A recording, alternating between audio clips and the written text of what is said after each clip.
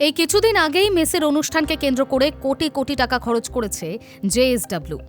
আর তারই কর্ণধার পার্থ জিন্দাল আইএসএল এর নিজের দল বেঙ্গালুরু এফসির ফুটবলারদের বেতন হ্রাস করতে চাইছেন এই মরশুমে। ফুটবলকে ঘিরে এই বিপ্রতীপ সিদ্ধান্তে আইএসএল এর ফুটবলাররা রীতিমতো সমালোচনা শুরু করেছেন বেঙ্গালুরুর কর্ণধারকে নিয়ে। মেসির আগমনকে কেন্দ্র করে বিপুল অর্থ খরচ করার সময় বেঙ্গালুরুর কর্ণধার কোনোভাবে কালক্ষেপ করছেন না, কিন্তু আইএসএল এর নিজের দলের চুক্তিবদ্ধ ফুটবলারদের বেতন দেওয়ার সময় বার্তা দিচ্ছেন বেতন হ্রাস করা হবে। এতে রীতিমতো সমালোচনার মুখে পড়েছেন তিনি। মাত্র 3 মাসের লিগে কিভাবে সম্ভব কোটি কোটি টাকা খরচ করা, বুঝে উঠতে পারছেন না আইএসএল এর অনেক ক্লাব। 14 ফেব্রুয়ারি থেকে আইএসএল হবে।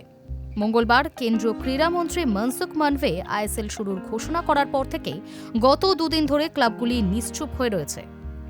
মুম্বাই, বেঙ্গালুরু, গোয়া, উড়িষ্যা, চেন্নাই, কেরল ব্লাস্টার্সের মতো ক্লাবগুলি কোনো ফেরতের আশা না রেখেই মাত্র 3 মাসে কোটি কোটি টাকা খরচ করা সম্ভব কিনা ভাবনা চিন্তা করতে শুরু করেছেন।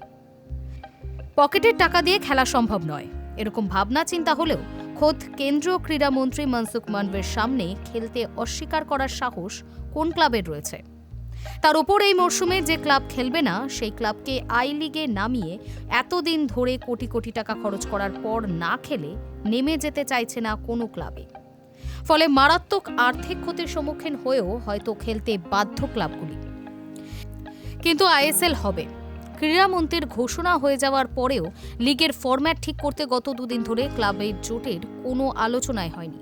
সব ক্লাবই মোটামুটিভাবে চুপ রয়েছেন।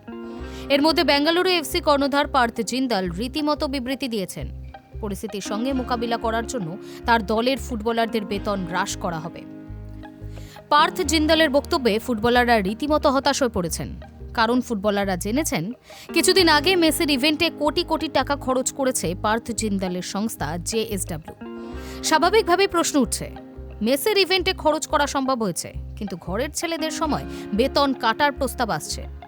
এটা অনেকেই ভালোভাবে দেখছেন না, কারণ মোহনবাগান, ইস্টবেঙ্গল কোনো ক্লাবই এখনো পর্যন্ত ফুটবলারদের বেতন কাটার কোনো প্রস্তাব দেয়নি। ফলে বেঙ্গালুরুর কর্ণধারের এই প্রস্তাব ভালোভাবে নিচ্ছেন না ফুটবলারেরা। High news network.